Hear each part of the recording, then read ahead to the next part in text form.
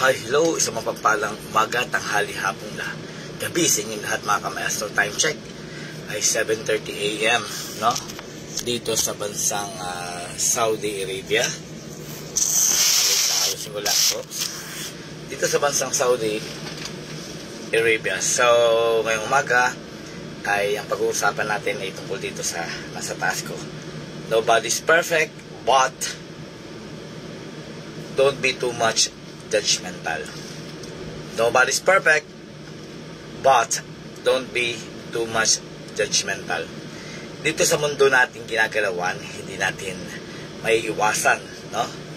Na makakita, makaramdam, maka-experience o makaranas ng mga bagay na hindi natin inaasahan. Kasi tao lang tayo. Sabi nga meron tayong diversity, no? Diversified tayo. Iba-iba tayo. Meron tayong mga individual differences, no? Nobody's perfect. Kaya ko lang sinasabi na nobody's perfect because there's only one perfect, and that is God, no? Diba? That is God. Tayong mga tao, no? Masyado tayong mapanghusga. Pero hindi natin usually o mostly nakikita kung ano ba ang mga gawain na kahusga-husga para sa atin. Kalimitan sa mga taong itong mga mapanghusga, sila yung mga taong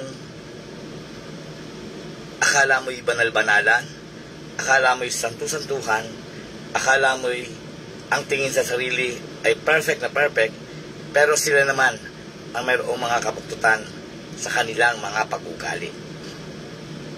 Okay? I am saying this in general way. General, pangkalahatan.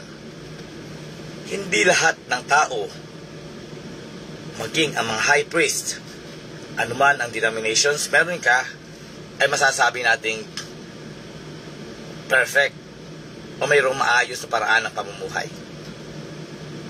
Ano man ang relihiyon mo, Kristiyano, Muslim, born again Christian, or whatever, huwag tayo masyadong mag-claim na napakapayos o napakarelihiyoso mo.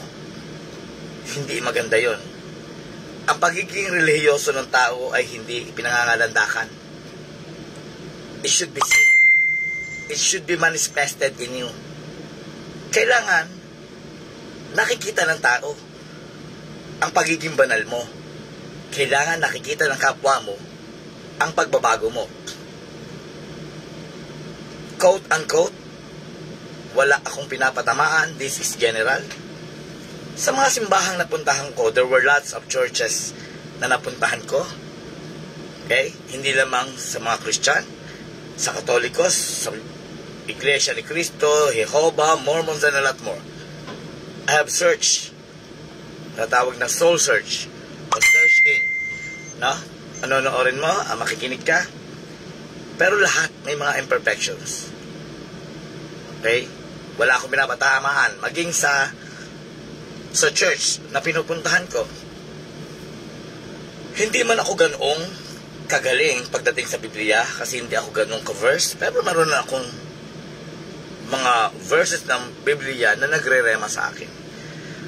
Ang nakakagulat lang, meron mga taong masyadong banal na banal, napakagaling magsalita, napakagaling mangaral, but they are not acting on what they are preaching. Sabi nga, nagpipreach ka, nangangaral ka, pero hindi mo naman nai-screen o nakikita ang iyong ginagawa at sinasabi.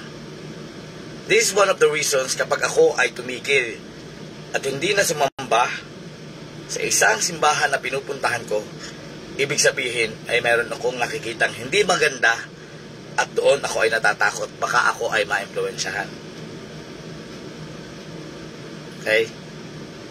Hindi maganda sa isang mananampalataya na after mong magsalita, mangaral ng salita ng Diyos, magturo kung paano maging banal at maging payos, pero pagkatapos ng oras ng pagsamba, magkakaroon ng mga gatherings, Nagkakaroon ng mga fellowshipping, pero sa halip na ang marinig mo sa fellowshipping na tinatawag ay pagpapakabanal o pagpapakabuti, diyan na pumapasok ang paninira, hindi lamang doon sa labas ng simbahan, pati sa kapwa mo mananampalataya o kapwa mo believer. Hindi dapat ganun ang isang banal. Hindi dapat ganun ang isang pare.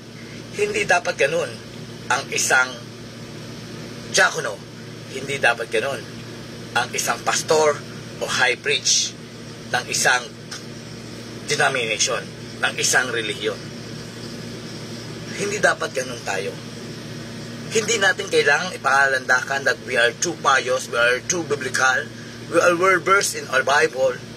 It should be seen and it should be reflected on the way kung paano tayo mamuhay. Sorry for my term. Sorry sa aking pahayag. It might be too much striking, but we need to tell this. Lagi kong sinasabi sa simbahan na kung saan ako naroon kapag ako ay nahihingan ng word of encouragement. Hindi man ako pastor, hindi man ako elder. I am just a pure believer. Minsan, may mga lapses ako, hindi ako nakakapag-church.